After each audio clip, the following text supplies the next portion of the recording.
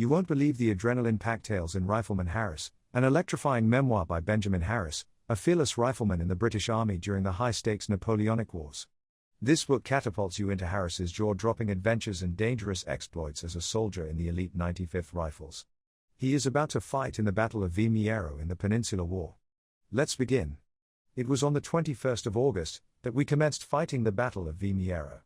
The French came down upon us in a column, and the riflemen immediately commenced a sharp fire upon them from whatever cover they could get a shelter behind, whilst our cannon played upon them from our rear.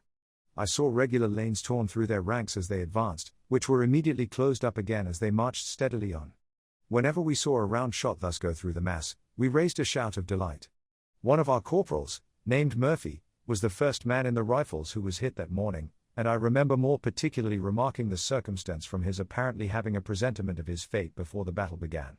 He was usually an active fellow, and up to this time had shown himself a good and brave soldier, but on this morning he seemed unequal to his duty. General Fane and Major Travers were standing together on an early part of this day. The general had a spyglass in his hand, and for some time looked anxiously at the enemy. Suddenly he gave the word to fall in, and immediately all was bustle amongst us. The Honourable Captain Pakenham spoke very sharply to Murphy, who appeared quite dejected and out of spirits, I observed. He had a presentiment of death, which is by no means an uncommon circumstance, and I have observed it once or twice since this battle. Others besides myself noticed Murphy on this morning, and, as we had reason to know he was not ordinarily deficient in courage, the circumstance was talked of after the battle was over. He was the first man shot that day. Early on the morning of the battle, I remember being relieved from picket, and throwing myself down to gain a few hours' repose before the expected engagement. So wearied was I with watching that I was hardly prostrate before I was in a sound sleep, a sleep, which those only who have toiled in the field can know. I was not, however, destined to enjoy a very long repose before one of our sergeants, poking me with the muzzle of his rifle, desired me to get up, as many of the men wanted their shoes repaired immediately. This was by no means an uncommon occurrence, and I would fain have declined the job, but as several of the riflemen who had followed the sergeant, soon afterwards came round me and threw their shoes and boots at my head, I was fain to scramble on my legs, and make up my mind to go to work. On looking around, in order to observe if there was any hut or shed in which I could more conveniently exercise my craft, I espied a house near at hand, on the rise of a small hill. So I gathered up several pairs of the dilapidated boots and shoes, and immediately made for it. Seating myself down in a small room as soon as I entered, I took the tools from my haversack and prepared to work, and as the boots of the captain of my company were amongst the bad lot, and he was barefooted for want of them, I commenced with them. Hardly had I worked a quarter of an hour, when a cannon ball, the first announcement of the coming battle, came crashing through the walls of the house, just above my head, and completely covered the captain's boot, as it lay between my knees, with dust and fragments of the building. There were only 2 persons in the room at the time, an old and a young woman, and they were so dreadfully scared at this sudden visitation, that they ran about the room, making the house echo with their shrieks, till at length they rushed out into the open air, leaving me alone with the boots around me on the floor. For my own part, although I was more used to such sounds, I thought it was no time and place to mend boots and shoes in, so, being thus left alone in my glory, I shook the dust from my apron, gathered up the whole stock in trade from the floor, and hastily replacing my tools in my haversack, followed the example of the mistress of the mansion and her daughter, and bolted out of the house.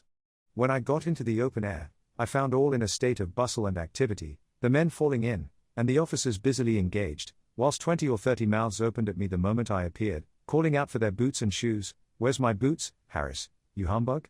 cried one. "Give me my shoes, you old sinner," said another. "The captain's boots here, Harris, instantly," cried the sergeant. "Make haste, and fall into the ranks as fast as you can."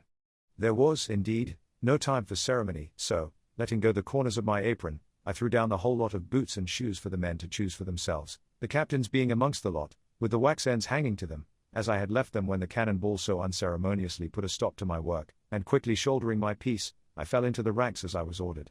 Just before the battle commenced in earnest, and whilst the officers were busily engaged with their companies, shouting the word of command, and arranging matters of moment, Captain Leach ordered a section of our men to move off, at double quick, and take possession of a windmill, which was on our left. I was amongst this section, and set off full cry towards the mill, when Captain Leach espied and roared out to me by name to return. "Hello! There, you Harris!"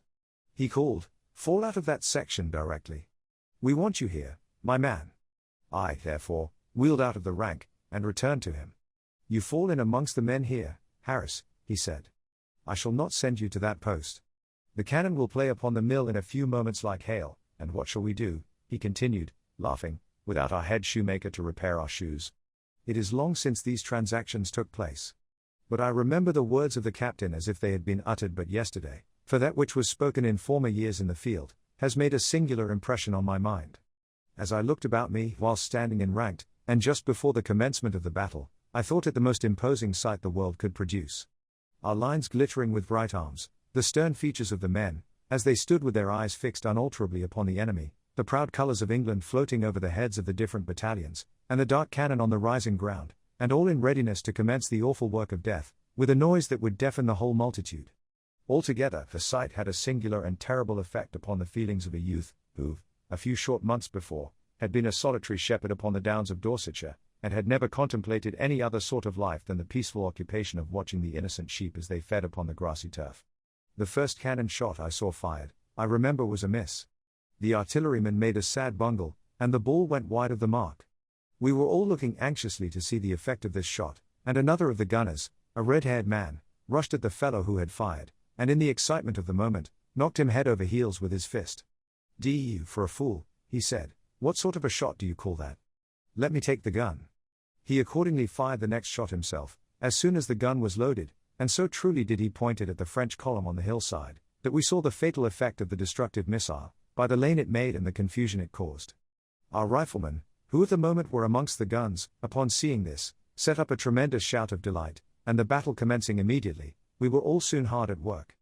I myself was very soon so hotly engaged, loading and firing away, enveloped in the smoke I created, and the cloud which hung about me from the continued fire of my comrades, that I could see nothing for a few minutes but the red flash of my own piece amongst the white vapour clinging to my very clothes. This has often seemed to me the greatest drawback upon our present system of fighting, for whilst in such state, on a calm day, until some friendly breeze of wind clears the space around, a soldier knows no more of his position and what is about to happen in his front, or what has happened, even amongst his own companions, than the very dead lying around. The rifles, as usual, were pretty busy in this battle. The French, in great numbers, came steadily down upon us, and we pelted away upon them like a shower of leaden hail. Under any cover we could find, we lay, firing one moment, jumping up and running for it the next, and, when we could see before us, we observed the cannonballs making a lane through the enemy's columns as they advanced, huzzing and shouting like madmen. Such is my remembrance of the commencement of the Battle of Vimeiro. The battle began on a fine bright day, and the sun played on the arms of the enemy's battalions, as they came on, as if they had been tipped with gold.